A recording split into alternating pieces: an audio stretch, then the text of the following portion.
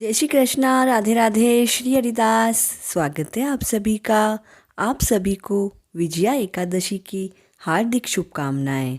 फाल्गुन मास के कृष्ण पक्ष की एकादशी को विजया एकादशी के नाम से जाना जाता है।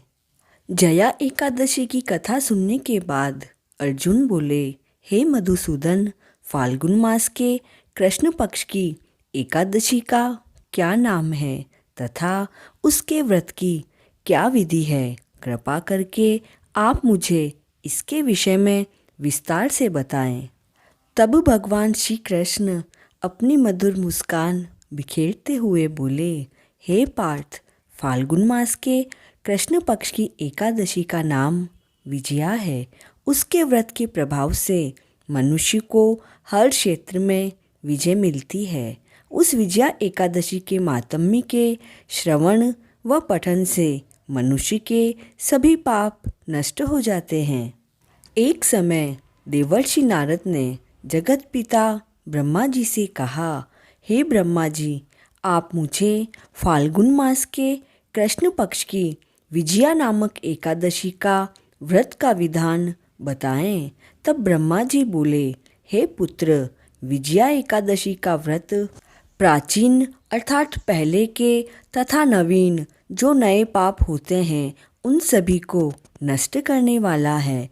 इस एकादशी की विधि मैंने आज तक किसी से नहीं कही है, किंतु प्रेमवश मैं तुम्हें बताता हूँ। यह एकादशी समस्त मनुष्यों को विजय प्रदान करती है। अब इसकी कथा विस्तृत रूप से सुनो। त्रेता युग में मर्यादा पुरुषोत्तम प्रभु श्री राम को 14 वर्ष का वनवास हुआ। तब वह अपने भाई लक्ष्मण और माता सीता जी के साथ पंचवटी में रहने लगे थे। वहाँ पर रावण ने सीता जी का हरण किया। तब श्री राम तथा लक्ष्मण बहुत परेशान हो गए और सीता जी की खोज में निकल गए। घूमते घूमते जब वह घायल जटायु के पास पहुँचे तो जटायु ने उन्हें सीता जी का पता बताया। उसके बाद वह स्वर्ग सिधार गया। फिर श्री राम की सुग्रीव से मित्रता हो गई और प्रभु श्री राम ने बाली का वध किया। हनुमान जी ने लंका में जाकर माता सीता का पता लगाया और उनसे श्री राम और सुग्रीव की मित्रता के बारे में बताया। वहाँ से लौटकर हनुमान जी ने श्री राम को सारा वृत्तांत कह सुनाया। तब श्री राम ने सुग्रीव की वानर सेना के साथ लंका की ओर रवाना हुए। जब श्री राम समुद्र के किनारे पहुँचे तब उन्होंने विशाल समुद्र को देखकर लक्ष्मण जी से कहा कि हम इस समुद्र को भला कैसे पार करेंगे। तब लक्ष्मण जी हाथ जोड़कर प्रभु श्री राम से कहने लगे, हे दयानिधे, आप तो आदि पुरुष हैं, आप सर्वज्ञ हैं।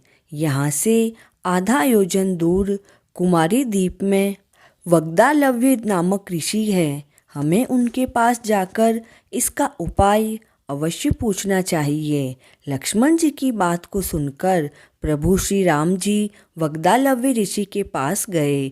उन्हें प्रणाम करके वहीं बैठ गए। श्री राम व लक्ष्मण जी को देखकर वग्दालव्य मुनि बोले, हे राम, आपका आगमन यहाँ कैसे हुआ है?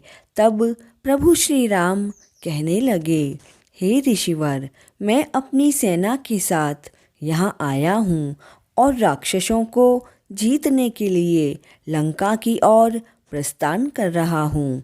आप कृपा करके समुद्र पार करने का कोई उपाय बताएं।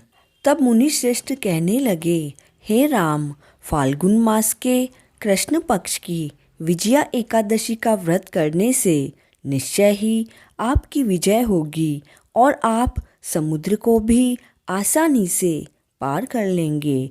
इसके लिए दशमी के दिन एक वेदी बनाकर उस पर 7 तरह के धान रखें।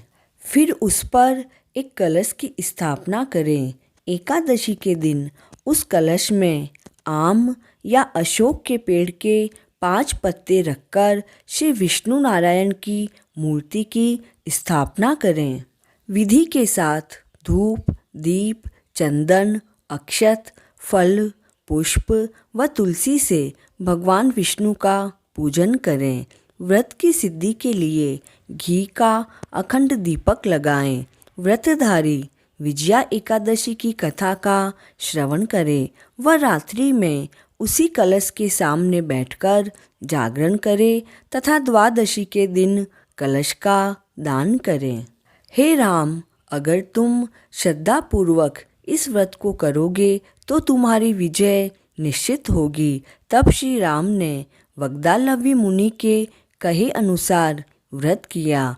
व्रत के प्रभाव से श्री राम ने राक्षसों पर विजय प्राप्त की। अतः हे पार्थ, विजया एकादशी के व्रत को करने वाले मनुष्यों को अपने हर क्षेत्र में विजय अवश्य ही प्राप्त होती है। और जो भी मनुष्य विजया एकादशी के महात्म्य को पढ़ते व सुनते हैं, उन्हें वाजपेय यज्ञ का फल प्राप्त होता है। देखिए, अब आप सोच रहे होंगे कि भगवान श्री राम तो स्वयं ही विष्णु अवतार थे, भला उन्हें एकादशी का व्रत करने की क्या आवश्यकता थी। किंतु उन्होंने अपनी लीलाओं के चलते प्राणियों को सद्मार्ग दिखाने के लिए उन्होंने विष्णु भगवान के निमित्त इस व्रत को किया, क्योंकि भगवान विष्णु का पूजन किसी भी रूप में मानव मात्र की समस्त मनोकामना पूर्ण करता है।